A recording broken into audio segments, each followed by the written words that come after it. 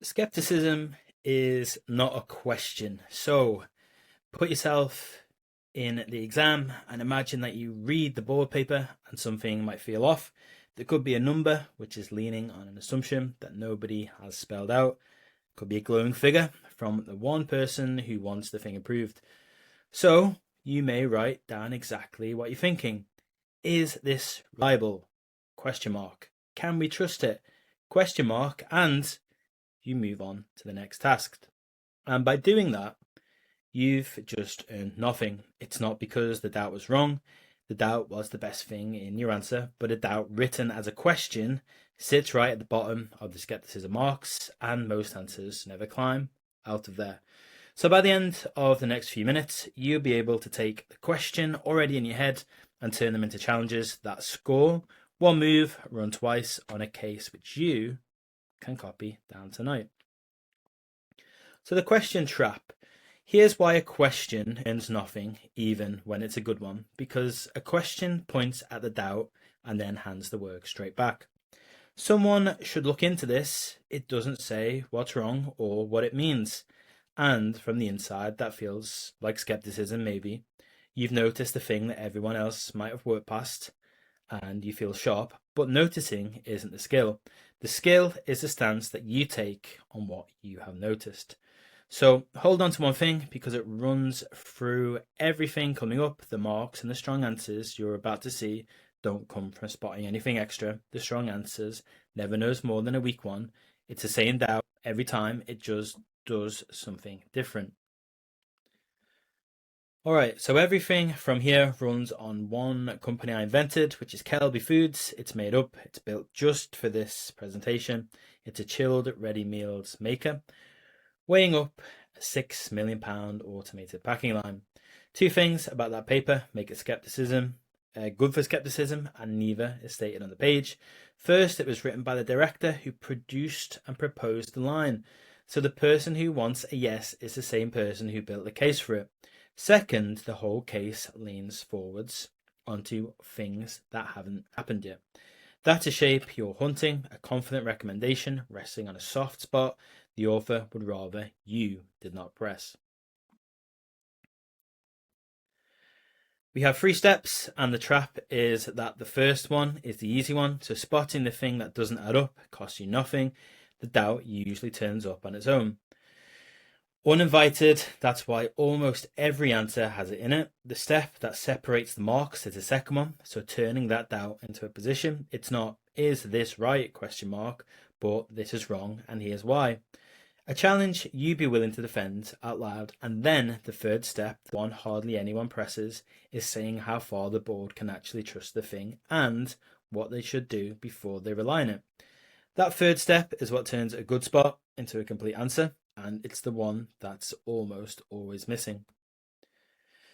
Take the payback first. We have 3 years to earn the line back. That's the kind of number that ends a discussion because it sounds like arithmetic and nobody argues with the numbers. But the 3 years isn't arithmetic. It's a bet. It only holds if Kelby's biggest customer signs up again next year. A customer worth around 40% of everything they sell, and tucked into the same paper is a detail that quietly removes the comfort. That contract is out to tender right now, so anyone can win it. So the number looks like a fact, but it isn't. It's a forecast resting on something that hasn't happened yet. All right, a weak answer. So here's the doubt written the way that most people write it. It's the 3-year payback, or is the 3-year payback actually realistic? Question mark. Will the supermarket actually renew the contract? Question mark. This isn't a bad instinct. It's aimed at exactly the right place.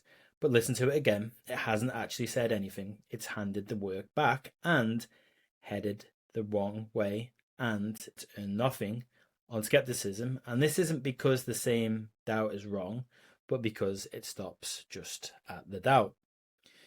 Contrast that with a strong. We now have the same doubt turned into a position. This one doesn't ask whether the contract will renew. It states the problem, the 3-year payback, assumes a contract that is right now out to tender, and then it does the thing the question never did. It says what that means. The central number rests on an assumption the paper has quietly left standing, so the board can't lean on it as it is. And it goes one step further, so wait for the tender result or model a payback on losing contract. Before committing £6 million, that last part will tell the board what to do next. Isn't that good manners? It's what makes this a challenge and not just a complaint. A complaint stops at what's wrong, whilst a challenge hands the reader the next step.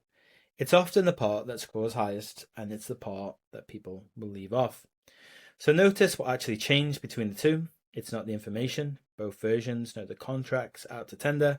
The weak one asked about it, whilst the strong one took a position on it and said what it did to the decision and gave the board somewhere to go. That is a whole distance between nothing and full credit on this point, and it's just 3 sentences. All right, the second one, and this is the trap that catches careful people. 92% satisfaction, up from 88, a number that's risen in a paper arguing demand is strong. It slides straight past you because it's pointing the same way as a story. But ask a colder question: satisfaction amongst whom? This survey went only to customers who came back and ordered again.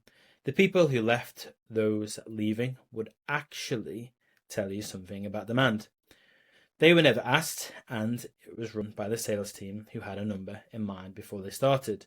And notice why this one is more dangerous than the payback was, because a figure that argues against the paper gets challenged as a matter of course. A figure that agrees with it lets you through without a second look. That's backwards. The numbers that flatter the paper are exactly the ones worth stopping them. All right, written as a question, it lands like this: how reliable is a 92% satisfaction score? Question mark. Can we really trust the survey? Question mark. Same shape as before, aimed right, takes no stance. A doubt with no stance will not score. Compared to a strong one, the position version doesn't ask if the survey is reliable. It says what's wrong with it and what that costs. The 92% measures only the people who stayed, so it can tell you they're happy, but it can't tell you a thing about demand, which is the exact claim the paper hangs on. It's the right answer to a question that nobody asked and that the sales team ran it, and you've got a flattering number.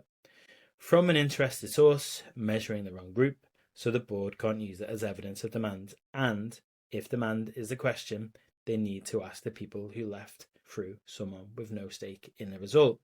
Same move as before, but the doubt didn't get bigger. It got a structure, a claim, a consequence, and a next step. One more move lifts a good answer to a complete one, stepping back from the 2 points and judging the paper as a whole. Neither figure survived the look. The payback rested on an assumption, the paper itself undercut. The satisfaction score answered a different question from the one being asked, so the honest verdict is a paper is a starting point, not a basis for a decision.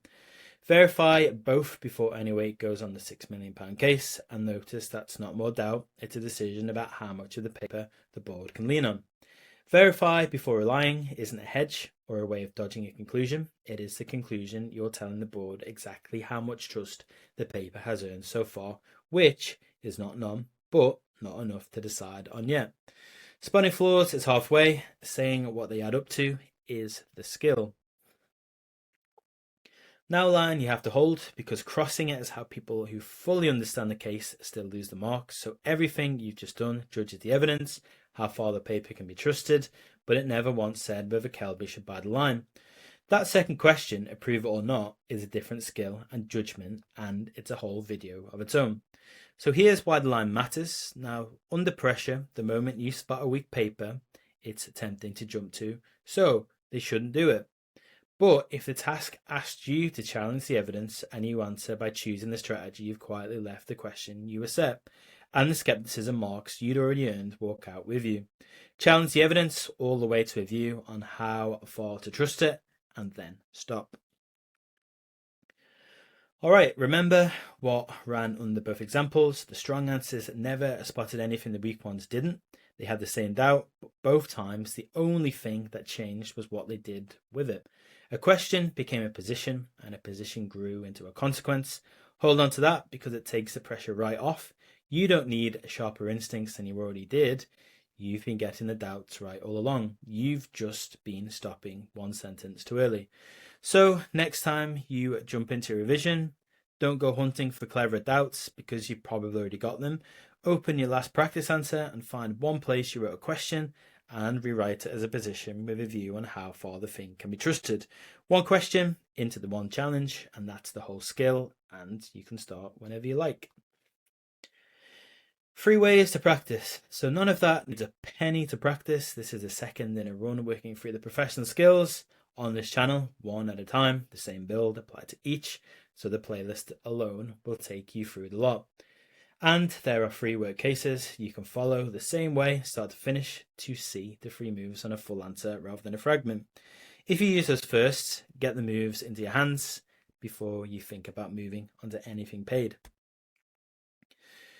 If you do want more, here's the honest picture. My method library is £197. The full method narrated with work past papers.